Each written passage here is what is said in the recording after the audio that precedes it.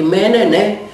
Ja sam napisala odmah kaznene prijave, u Remetincu i tražila sam, rekla sam Luku sam dobro poznala, dolazili kod mene, dolazili u moj ured, moje tajnice su mu pisale, prepisivale, nije imala gdje stanovati, koliko puta kod mene je ručao, jeo. I onda je Luka, one moje prijave koje sam ja ovak tresući napisala, on je takove prijave predao, niti ih je prepisao, niti ništa. Onda sam znala da radi sa Marijanom, ne. Uopće mu nije bilo u interesu, jedino je tražio je da je sudac pristran jako, jer je 2 puta me pozvao. Garac je bio, da. I ja sam tražila izuzeće Garca i imam rješenje da se odbija moj zahtjev za izuzeće.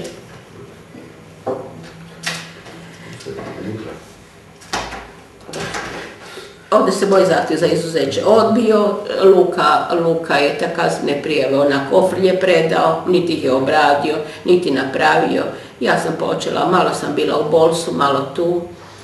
9. dan su mi otpali nokti na nogama, zarazila sam se kompletno.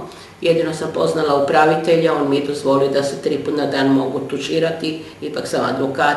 Kad smo se šetali po ovome, po dvorištu onom, imala sam puno svojih klijentela tamo, vikali su odvjetnica, hoćeš nas zastupat po službenoj dužnosti. Bila sam izložena smijehu i smijavanju, ali da ovaj tumor je počeo rasti, pala sam na ovu željeznu klupu, razbila sam si cijelu glavu, nisam mogla hodati, padala sam za ono vrijeme one šetnje. Počela sam pisati, prvo sam se obratila Mesiću. Pisala sam 1 dopis, 2., 3., 4., 5. Šta je on? Molila sam ga da poduzme sve, da zna kakva je situacija, da me primi, da razgovara. Ništa nije, niti uopće nije reagirao. Pisala sam... Prvo se ženio, a da bi na kraju se potpuno... Da. Marijan više nije niko mi nije u Remetinec dolazio, niti je Marijan dolazio, ni Žarko, moji svi veliki prijatelji. I žena Žarko? Nikoga nije bilo, ja sam im pisala pisma. Onda sam jedno ogorčeno pismo napisala, pisala sam mu, dijete nema cipelice, ja nemam kaj jesti, ona zatvorska hrana je strašna. Ja sam bila naučena drugačije životne. I onda sam mu napisala, kao što sam ja izgubila sve i ti ćeš izgubiti ono što ti je najmilije. Onda me je tužio da mu pretim životom. Ko?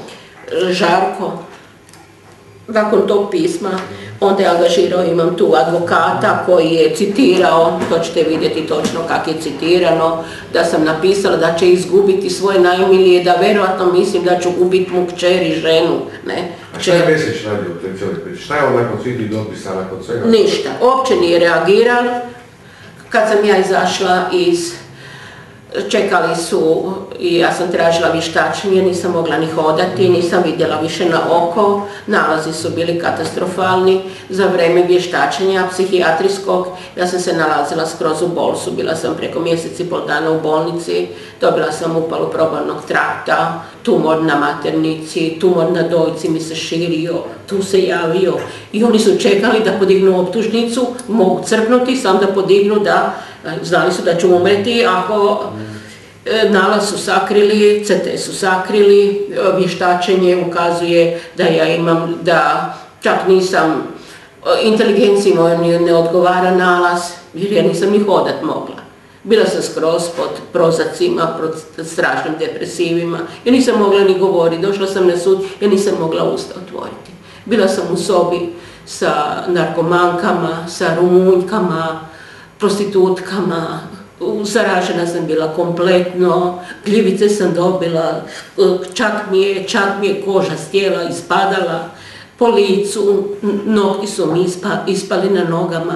I za to vrijeme dok sam ja u bolnici bila, borila sam se, dotle su oni radili vještačenje psihijatrijsko, jer mogu podignuti optužnicu, da li sam ja svjesna svojih prevara što sam napravila. O mojim kaznenim prijavama niko niš nije radio. Tražila sam po članu 211 da se popiše moja imovina. Dolazili su u Remetinec, dolazili su Gogić i Papić Ružica.